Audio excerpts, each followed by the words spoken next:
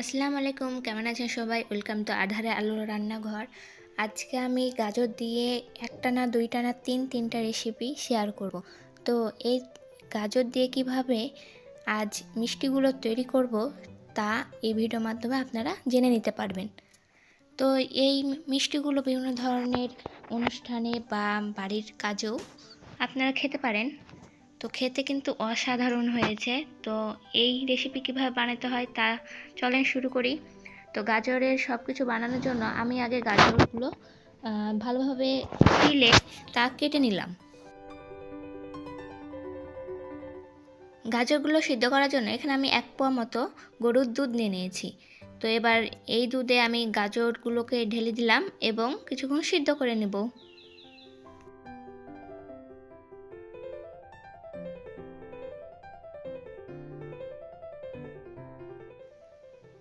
তো এর মাঝে আমি প্রায় ঢাকনাটা তুলে নাড়াচাড়া করে নিয়েছি, না হলে তলে লেগে যেতে পারে। তো আপনারা এভাবেই নাড়াচাড়া করে নেবেন এবং যখন দুধটা শুকিয়ে যাবে তখন এটা নামিয়ে নেবেন। এবার কিছুক্ষণ আমি ঠান্ডা করতে দিয়ে দিব।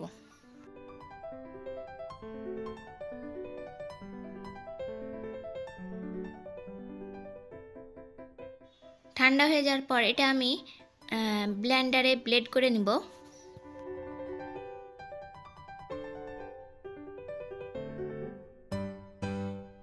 এবার গাজরের মাঝে আঠালো ভাব আনার জন্য আমি একটু সুজি নিয়ে নিয়েছি, প্রায় 1 কাপের মতো মেজারমেন্ট কাপের, এবং আমি একটু তেল দিয়ে দিয়েছি। তো এই সুজিটিকে আমি ভেজে নিয়েছি।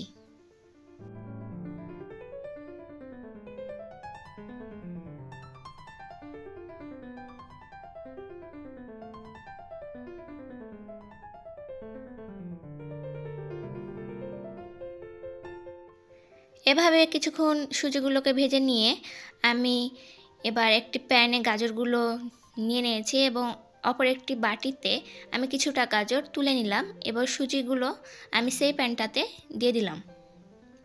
সুজি দেওয়ার পর একটু নাড়াচাড়া করে নিব। তার সাথে অল্প পরিমাণে লবণ দিয়ে দিলাম স্বাদের জন্য, এবং দারুচিনি, এলাচ, তেজপাতা এগুলো দিয়ে দিলাম যেন ফ্লেভারটা সুন্দর আসে। সুজিগুলো দেওয়ার কারণে এই যে এইভাবে একটু আঠালো ভাব চলে এসেছে। এবার আমি চিনি দিয়ে দিব। 2 কাপ মেজারমেন্ট কাপের চিনি দিয়ে দিয়েছি।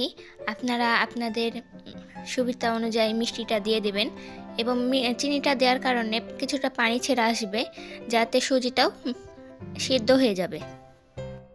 আজকে আমি 3টা রেসিপি বানানোর জন্য এটিকে 3 ভাগ করে নেব এবং আপনারা এভাবে 3 ভাগ করে নেবেন।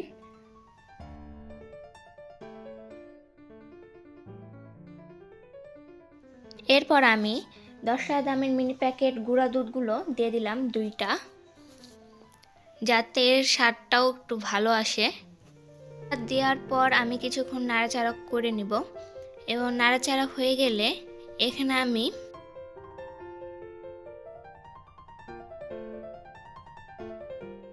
অল্প পরিমাণের মতো অরেঞ্জ ফুড কালারটা দিয়ে দেব। এটা অবশ্যই একটা অপশনাল, আপনারা চাইলেও দিতে পারেন আবার না চাইলেও দিতে পারেন। আমি এখানে একটু কালারের জন্য অরেঞ্জ ফুড কালারটা দিয়ে দিলাম, দিয়ে ভালোভাবে এটাকে মিশিয়ে নিলাম। এরপর আমি 1 চামচের মতো কর্নফ্লাওয়ার দিয়ে দিলাম। কর্নফ্লাওয়ার দেওয়ার পর এটাকে আবার ভালোভাবে মিশিয়ে নিতে হবে। এবার একটি শক্ত বা আঠালো ডো বানিয়ে নিতে হবে। এই সময় অনবরত নাড়াচাড়া করে নিতে হবে, না হলে এই যে প্যানে লেগে যেতে পারে। তো এটি লেগে যেতে দিতে হবে না। তো ভালোভাবে অনবরত নাড়াচাড়া করে নিব এবং আঠালো হওয়া পর্যন্ত এটা আমি নাড়াচাড়া করতেই থাকব।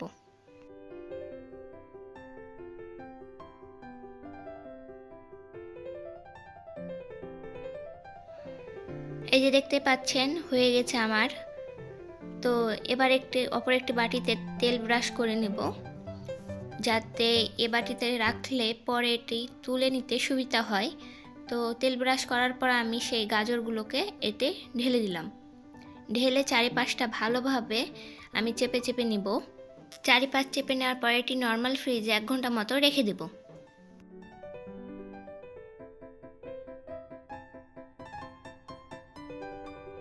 এবার আমি চুলাতে আবার প্যান বসিয়ে দিয়েছি এবং 400 মিলির মতো পানি দিয়ে দিলাম এবং 3টা এলাচ ফাটিয়ে দিলাম।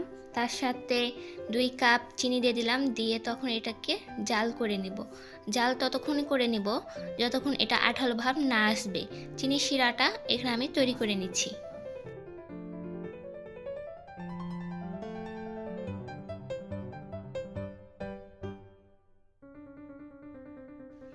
এই যে দেখতেই পাচ্ছেন আমার চিনির শিরাটা তৈরি করা হয়ে গেছে। এবার আমি একটি বাটিতে ঢেলে দিলাম ঠান্ডা হওয়ার জন্য। এই যে আমি একটু চামচ দিয়ে দেখিয়ে দিই, এই যে আঠালোটা বেশ হয়েছে এবং ঠান্ডা হলে এটা আরও আঠালো হয়ে যাবে। এই অবস্থাতে আপনারা এটা নামিয়ে নেবেন।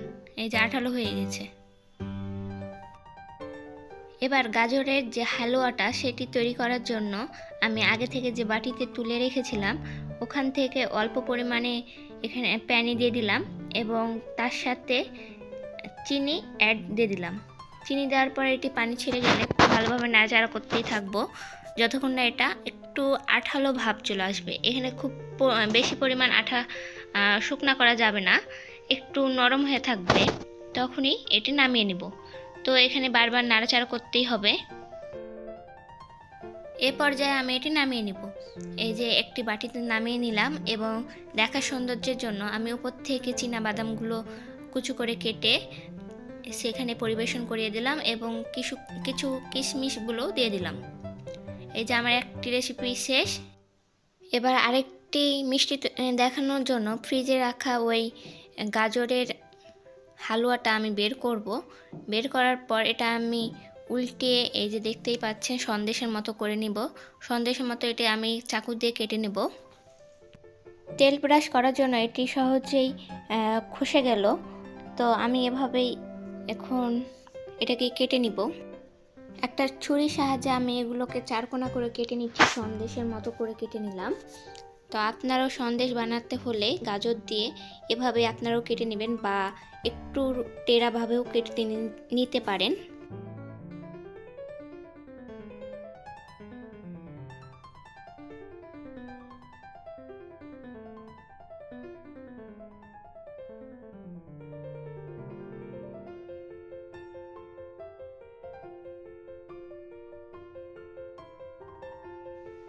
এবং দেখার সৌন্দর্যে এটা তো আমি চীনাবাদামগুলো ছড়িয়ে দিব চারিদিকে। এই যে আমার এটাও শেষ রেসিপি।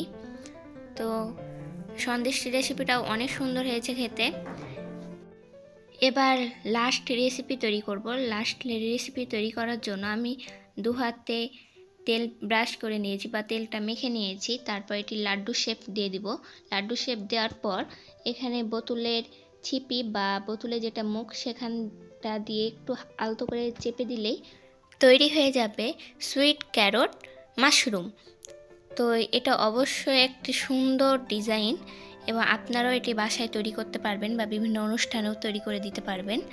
মেহমানদের জন্য এভাবে যদি পরিবেশন করেন তাহলে তার অনেকটা এতে আকর্ষণ হবে। এবার আমি ওই আগে থেকে মিষ্টি সেরাটা তৈরি করেছিলাম সেটা আমি এর উপরে ঢেলে দেব। ঢেলে দেওয়ার পর ওপর থেকে কিছুটা আবার চীনা বাদামগুলো ছড়িয়ে দিব। তারপর এটি একটু ফ্রিজে রেখে দিব।